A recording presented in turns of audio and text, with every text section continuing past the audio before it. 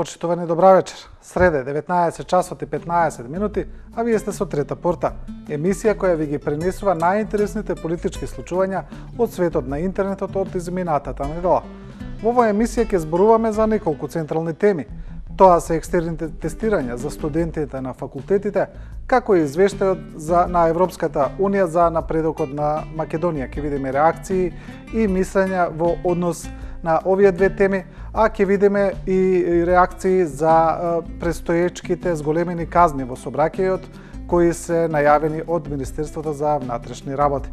Почнуваме со екстерното тестирање за студентите, текст на Бранко Ѓорѓевски, објавен во Дневник. Ѓорѓевски вели: добре дојден екстерен шок за дипломите. Тука Ѓорѓевски аргументира дека екстерното тестирање на факултетите, иако е дочекано на нож од страна на студентите и дел од јавноста, дека е позитивно и дека ќе го зголеми квалитетот на добиените дипломи. Еве дел од неговата поента. И сега се разбира, навистина шокантна е најавата за воведување екстерно тестирање, од чии резултати треба да зависи нечие останување на студиите или не. Шокот што веќе во оваа фаза го предизвика најавата за ова сепак е добре дојден, зашто води кон сечие преиспитување. Професорите да се прашаат дали навистина им пренесуваат знаење на своите студенти или нивната мисија се исцрпува во 2-3 предавања во текот на семестрите и инстант тестирањата. Студентите пак да си расчистат со тоа дали на универзитетот се само заради парче хартија кој се нарекува диплома или заради вистинско знаење. Кога таквите дилеми ќе се расчистат, пошто секој од актерите во наставата ќе си го бара своето од студентите, од професорите, од државата, тогаш сигурно ќе се има многу помалку сомнежи во квалитетот на нашето високо образование. Односно, ќе отпаѓа потребата од вонредни проверки, току факултетите ќе станат институции во чии кадри ќе се верува. Тоа е текстот на Ѓорѓевски и сега ќе видиме еден коментар. Значи, според правилата на коментари на Трета порта, читаме коментар кој во принцип не се согласува со авторот.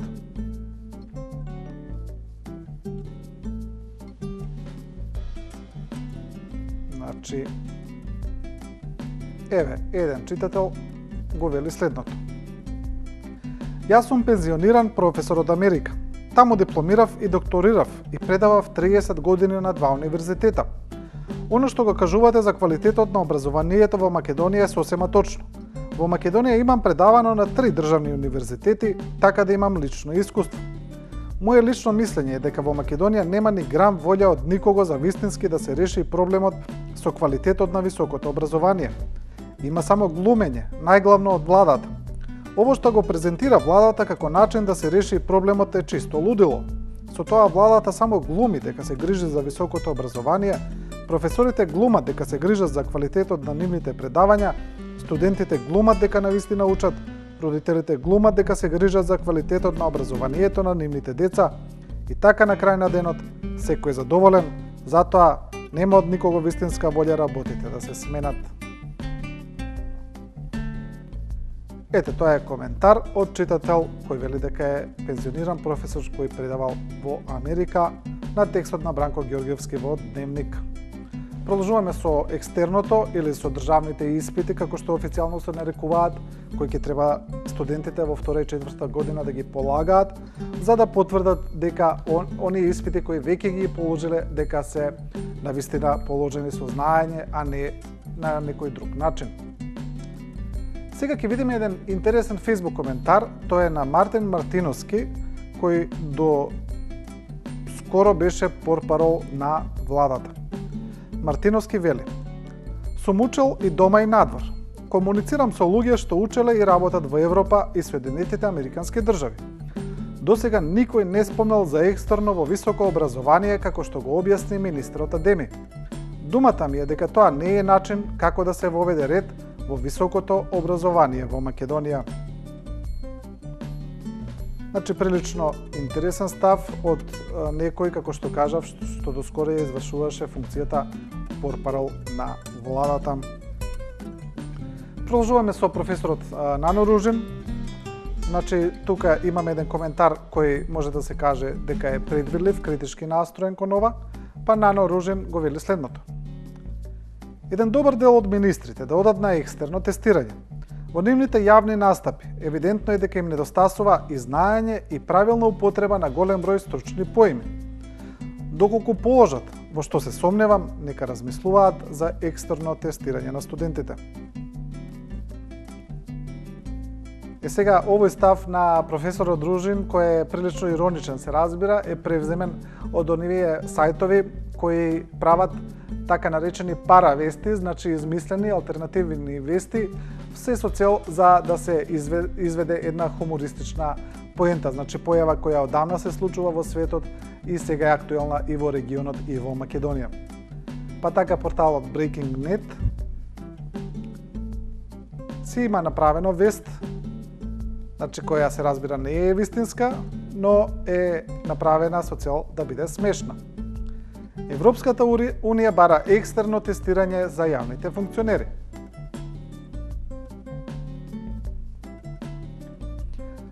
Листата на функции, како што дознаваме од високи извори од Брисел, ќе ги вклучи министрите, премиерот, председателот, заменици министри, директори на клучни агенции и управи, главно пополните од првиот и вториот ешалон на власта. Резултатите од ова тестирање ќе имаат клучно влијание дали земјата ќе добие препорака или не. За содржината на тестовите засега не се откриваат детали, но начално тоа ќе бидат прашања од реформската сфера, која како работна задача им е дадена на институциите од претходните извештаи. Ете, тоа е таа хумористична вест за екстерното, која можеби во догледно време и навистина ќе се спроведе, не знаеме, можеби тоа да биде нова некоја реформа на јавната администрација и на администрацијата во владата, значи министрите се јавни функционери. Сега продолжуваме со извештајот на Европската Унија за напредокот на Македонија. Како што е познато, во овој извештај на Европската Унија се нотираат сериозни забелешки за, како што се вели, назадувањето на реформските процеси во земјава. Во овој извештај забелешките може да се каже дека се најостри досега од сите извештаи и се нотира дека Македонија и мора да работи на неколку полиња. Тоа се слободата на говорот, слободата на медиумите, реформата на судството и како и политичкиот диалог. Пред излезе извештајот, имаше многу интересна изјава од Викторија Нуланд, американски секретар за за дел од Југоисточна Европа и Азија. И Нуланд тука упатува на еден форум сериозни критики до лидерите од регионот. Значи, Нуланд не ги спомнува земјите особено, но се посочува дека тоа е за земјите од Балканскиот регион.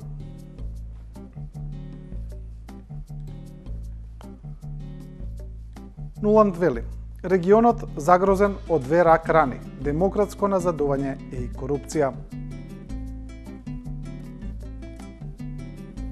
И сега кога политичар или функционер од така висок профил од Соединетите Американски држави ќе каже ваква директна порака, тоа секогаш предизвикува внимание. Еве пораката на Нуланд.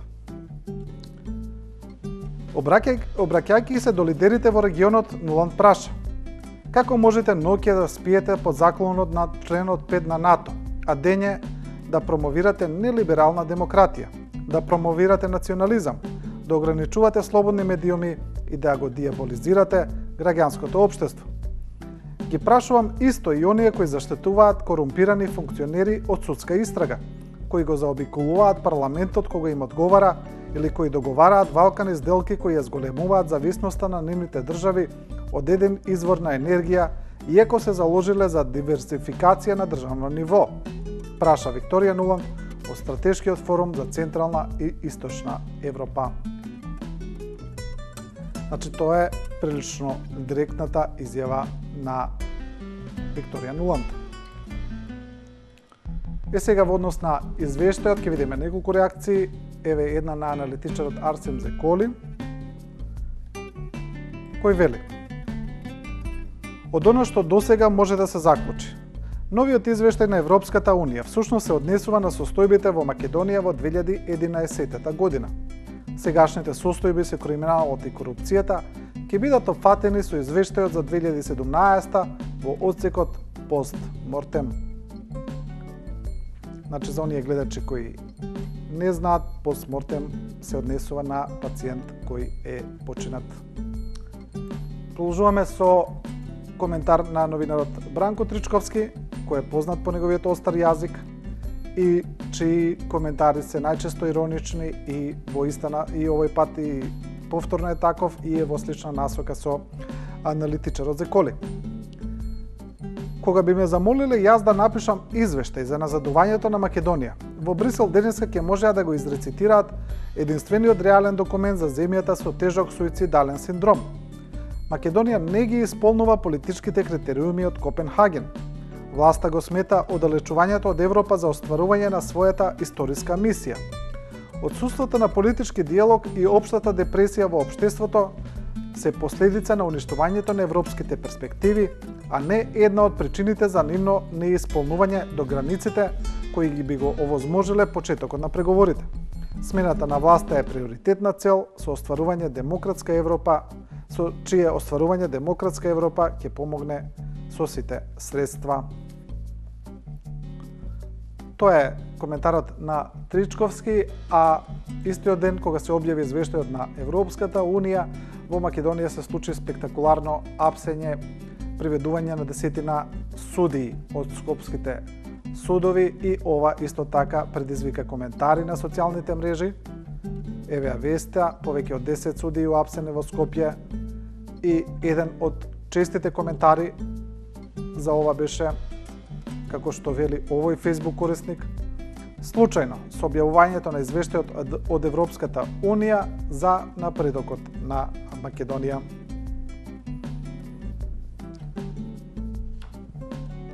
Тука го завршуваме овој дел, продолжуваме со оние најавени високи казни за учесниците во собраќајот од страна на Министерството за внатрешни работи, како што е познато на јавноста.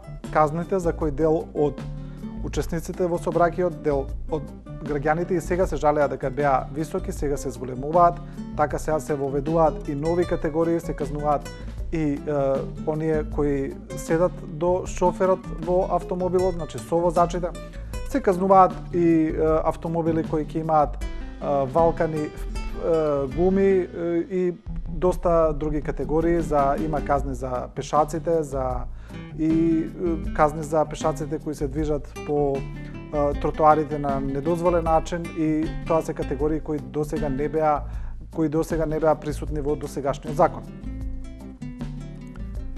Еве дел од текстовите. Нови казни и забрани во собраќајот ќе се казнуваат и совозачите. Се вели во овој текст. И еве ќе прочитаме еден дел кој предизвика доста реакции на социјалните мрежи, значи за казнувањето на совозачите. Лицето кое се превезува со возило не сме на било кој начин да го попречува возачот во управувањето со возилото, да влијае врз возачот да управува со возилото на начин со кој се намалува безбедноста на собраќајот, ниту да презема действија кои би ја загрозиле сопствената безбедност или безбедноста на другите.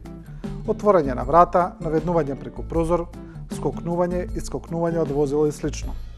Прекршочен платен налог со глоба во износ од 50 евра во денеска противредност ќе му се издаде на лицето кое постапува спротивно на одредбата од ставот на овој член. Ете, тоа е дел од казните во новиот закон за безбедност во собраќајот. А сега ќе видиме дел од реакциите.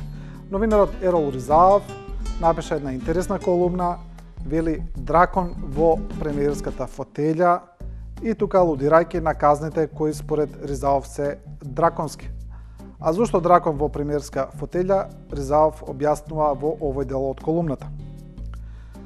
Ако се направи споредба на паричните казни кои ги плаќаат европските граѓани за разни прекршоци со нивните месечни и годишни примања и казните со кои се глобат македонските граѓани за исти престапи, излегува дека председателот на владата ни е како дракон, атенски законодавец од 7 век пред Христа, познат по тешки казни за ситни престапи, кои подоцна се наречени драконски. Народните преданија велат дека дракон умрел во театар задушен од преголемата љубов на неговите обожаватели. го задушиле шеширите, капите и наметките што ги фрлале врз него неговите следбеници и полтрони за да го поздрават. Дракон го погребале во театарот каде што и го задушиле. Нема научна потврда што натежнало кон толкава почет, стравот, омразата или љубовта. Бидејќи нашиот нов идентитет налага дека и ние сме дел од хеленската култура, која ја пренел со меч низ светот нашиот Александар, тогаш зошто и дракон да не биде светол пример за нашите владетели. Тоа е колумната на Ризаов,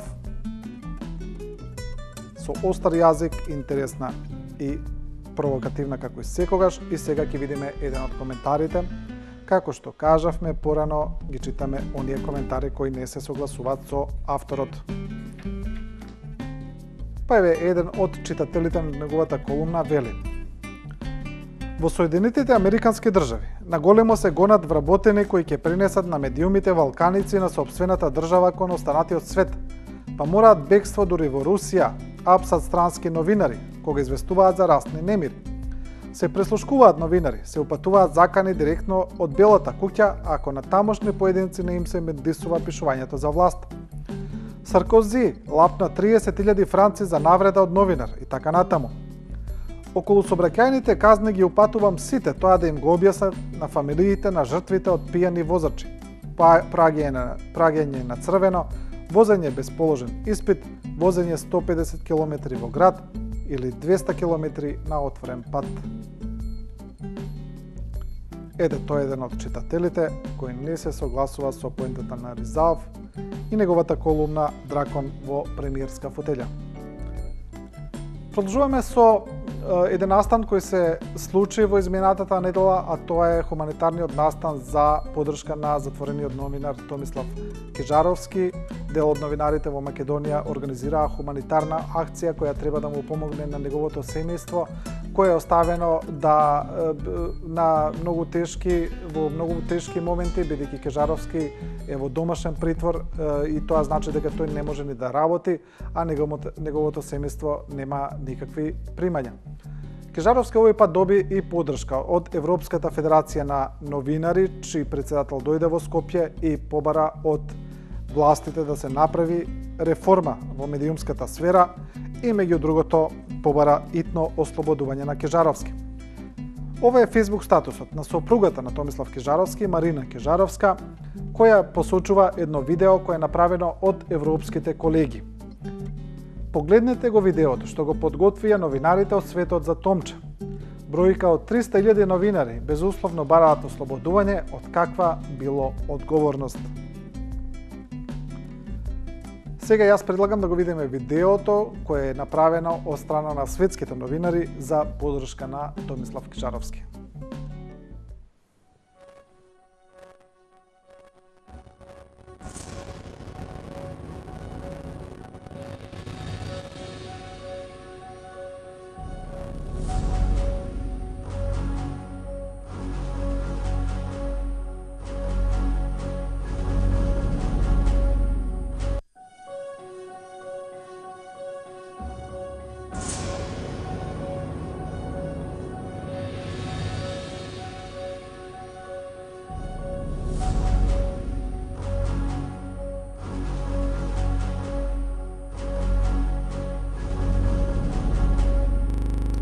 Тоа е видеото за поддршка на Томислав Кежаровски, а емисијата ја продолжуваме со реакции за еден настан кој беше обработуван и во минатата емисија на Трета порта, но се уште ја бранува јавноста, се уште ги бранува аналитичарите, колумнистите, а тоа е посетата на Стариот театар од страна на раководството на СДСМ, значи место каде што се одржуваше приватна забава на една компанија. Сега ќе видиме дел од овие реакции кои се уште не престануваат. Советничката во Советот на град Скопје од редовите на СДСМ Софија Куновска напиша Facebook статус за ова, а тој Facebook статус беше пренесен од дел од медиумите, тука беше пренесен од порталот Курир. Па така Курир на широко пишува како Куновска, која е член на СДСМ, го критикува потекот на Заев и еве дел од она што го пишува Куновска. Најпрвен сакам да го изразам мое личното незадоволство од односот на сопартиците. Не само што се чувствувам повредена заради нивното непотребно легитимирање на објект од Скопје 2014, туку сакам да подлечам со црвено. За мене е неприфатливо и несоодветно Центарот за комуникации на СДСМ да се обраќа во јавноста со соопштение по повод споменатиот настан во име на целата партија, а во функција на расчистување полемики за приватни присуства на приватни забави. Тој е статусот на Куновска, пренесен од порталот Курир. Ке продолжиме со колумна на Бранко Геровски, кој исто така пишуваше за овој настан, ги подели своите размислувања, а овој пат вели дека можеби е време според него да се прекине, бидејќи вели дека со зборувањето и со анализирањето на овој настан се отргнува внимание од вистинските проблеми во државата. Па така Геро пишува: во пауза меѓу два масакра.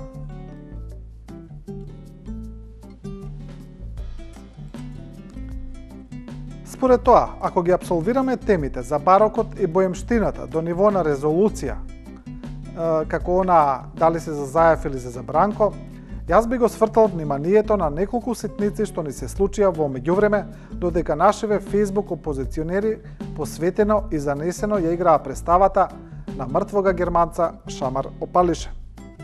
Поминаа првите 100 дена од формирањето на новата влада. Кабинетот на Груевски уредно се поднесе очет и се испофали. Она што се премолча, а сепак можеше лесно да се пресмета, е дека во првите 100 дена владата ја задолжи Македонија за 600 милиони евра. Тоа значи дека Груевски ја задолжува Македонија со темпо од 6 милиони евра дневно. Тоа е дел од колумната на Бранко Геровски во пауза помеѓу два масакра. Е сега поранешниот директор на Центарот за комуникација на ВМРО ДПМН Илија Димовски очигледно не се согласува со Геровски. Па Димовски се има напишано колумна која е посветена на овој настан и на реакциите околу посетата на театарот начелниците на СДСМ.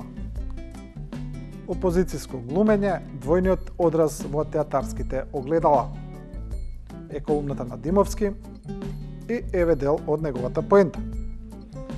За мене, оној спектакл што го видоа сите граѓани на државата е само слика, представа низ која глумците успеа да ги доловат своите вистински ликови.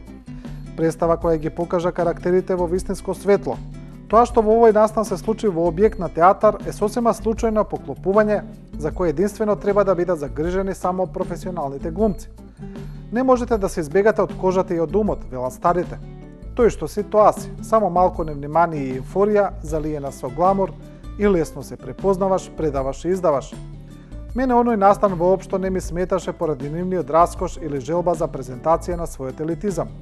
Нека прави кој како што сака и што сака. Но на што смета и пречи е всушност двојниот одраз во театарските огледала. Што треба да видиме? Нивните тврдења дека во оваа држава владее режим или нивните успешни и богати бизниси, нивните тврдења за беда и апатија или блескавите тоалети и скапите коктели, нивните тврдења за кич и невкус или срекните лица, символ на уживање токму на истото место кое беше критикувано, нивните тврдења за забеганост на оваа власт или вистинска нивна забеганост. Тоа е дел од колумната на Илија Димовски, двојниот одраз во театарските огледала. А продолжуваме со Скопје 2014, ќе видиме две колумни кои се посветени на оваа темна, која може да се каже дека речиси е неисцрпна за оние кои пишуваат колумни, за оние кои пишуваат анализи, за новинарите, за интелектуалците. Па така еве го Мирослав Грчев, повторно кој е професор на архитектонскиот факултет и член на СДСМ, пишува вака: Скопје 2014 и 101-иот резервен полициски батальон. Грчев тука Скопје 2014 го споредува со Холокаустот, а 101-иот полициски батальон е единица која учествувала во зверствата над евреите. Грчев пишува: но Скопје 2014 е најголемиот злостор врз граѓаните на Македонија од незиното раѓање до 1944 до денес. Негови жртви се македонскиот државен и културен проект, нашата млада демократија и уставно-правниот поредок. Негови жртви се и нашите права и слободи, нашето достоинство и идентитет, културните и моралните вредности. Чувството за добро и убаво. Може да се рече дека Македонија како татковина на достоинствени и слободни граѓани по Скопје 2014 веќе не постои. Зашто таа е сега ребрендирана од држава во ништо и од нација победничка во Втората светска војна во жална глутница на умоболници со идентитетско пореметување на личноста.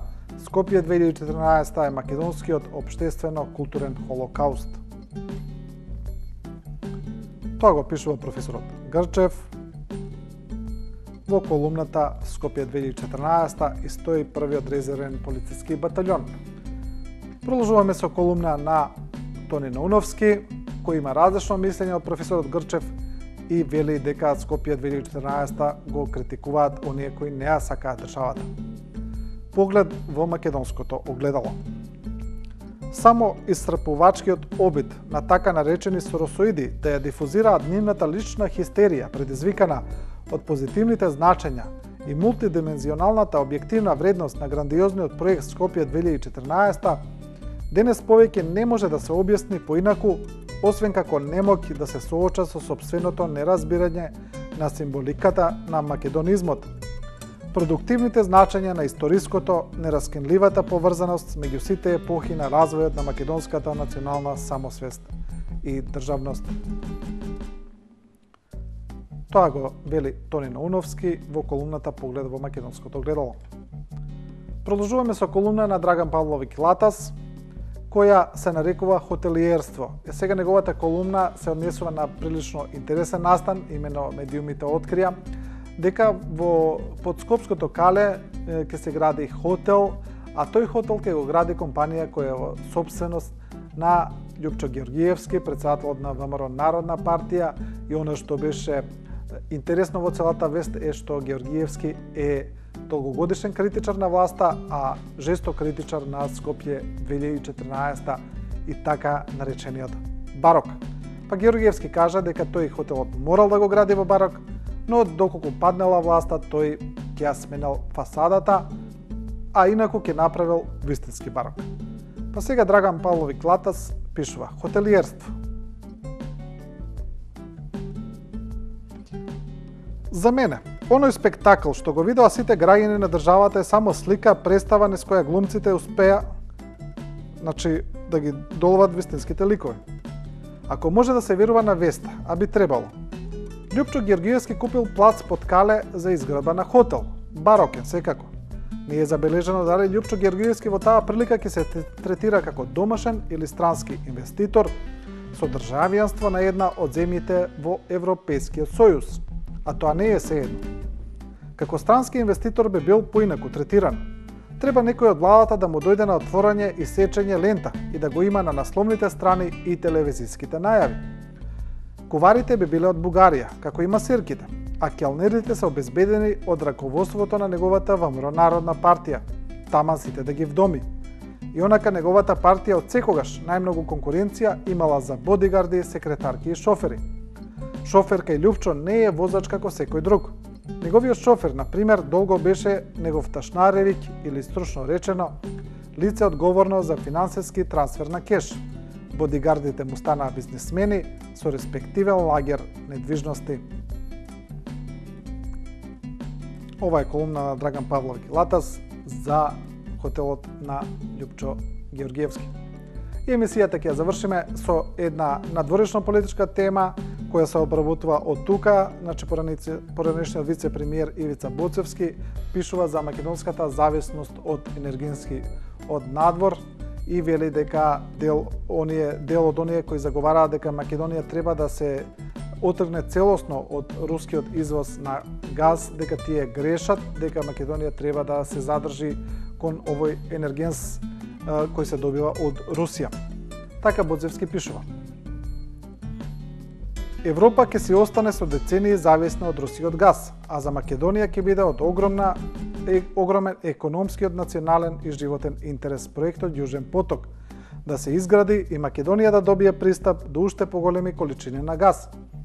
Ова ќе овозможи подобар животен стандард за граѓаните, подобра екологија и драстично намалување на трошоците за енергија на компаниите. Доколку успеи проектот за трансјадрански гасовод, уште подобро и на тој гасовод треба да се приклучиме, како и на секоја потенцијална цевка што ќе го носи иранскиот, ирачкиот, централно-азискиот газ или пак на терминалите за течен газ кои треба да се градат на неколку пристаништа.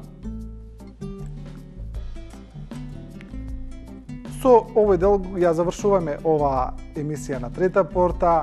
Вие, почитувани гледачи, следете ја Трета порта секоја среда во 19 часот и 15 минути. Не заборавајте да ја посетите и Facebook страницата на Трета порта. Таму може да оставите ваш коментар кој подоцна може да биде прочитан и во емисијата. До тога што станете во добро здравје и не го заборавајте мотото на Трета порта, дека ние не ви кажуваме како да размислувате, туку ви ја прикажуваме големата слика.